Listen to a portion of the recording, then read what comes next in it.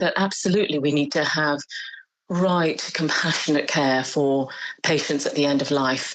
But my main concern, as I think many GPs who you've mentioned in your survey are opposed to assisted suicide, would be the lack of robust safeguarding. And I've heard what Susie has to say about that.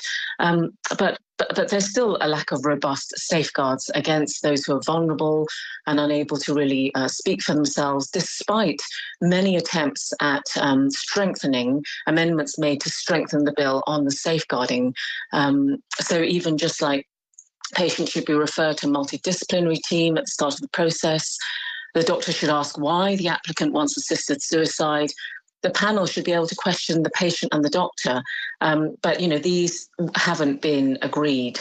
I have several years' experience working in the community as a GP, in a community service, looking after many patients at the end of life, as well as long-term conditions.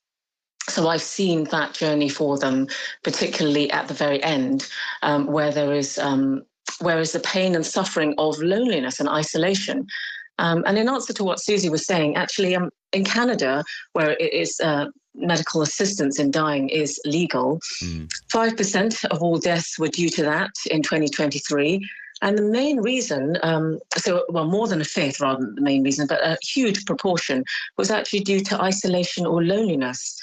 And in Oregon, again, where there is that available, almost half in 2024 talked about it being because they were being a burden on friends or family. And with my experience with working with friends and family and patients in the community in those situations at the end of life, that is very much a real thing, which also can cloud judgment and bring subtle and overt coercions, which I've seen happening personally and professionally. Yeah. Well, we talked about those subtle coercions, and it's quite hard to police that, I suppose. But if you have someone who is in a lot of discomfort and who would rather that they could just end it, if they have that strong feeling, is it not their right to choose it? Particularly when, and I think most people will agree that the standard of palliative care is not good enough in this country. Yes, we would agree that, and that needs to be looked at, doesn't it? Because otherwise, we're just looking at a different way, just a solution for the fact that we don't have sufficient palliative care. I think sometimes this debate has been about patient choice and the right to choose. The thing is that we're not just talking about principle, we're talking about changing the law, which is wholesale. And so the protection of those who actually are unable to choose. But so it's thinking about for those who have, for the MPs who are voting, who have any doubt that there are enough safeguards for those who are unable to speak up or choose or who may not be protected. I think that's what we're talking about, a change in law. In terms of people having a right to choose and be able to say how they want to die, there is the availability. I know, like Susie says, it means having to go elsewhere. But we are talking about protection of those who don't have a right to even say, I don't want to have this option. And the way that the law is being pushed, the bill is being pushed, is that it needs to be offered as an alternative, as a credible alternative to how they want to die at the end. Looking through some of the responses from this research that the BBC carried out, a number of the GPs who support the change, who support the bill, talked about how they feel absolutely sort of traumatised. I think one of the words they used is haunted, having watched people die in severe pain or distress, and that process be really protracted. And I wonder if you've experienced that and how you kind of square that off with being against this bill.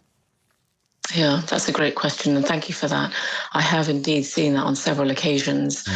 So I understand that. I understand. I've seen firsthand And it has woefully been because of lack of palliative care services and how we've got the system working well, and making sure that it is very much centred on the patient's wishes and the plan is right at the end. But again, it does not mean that therefore the answer is to bring in assisted dying.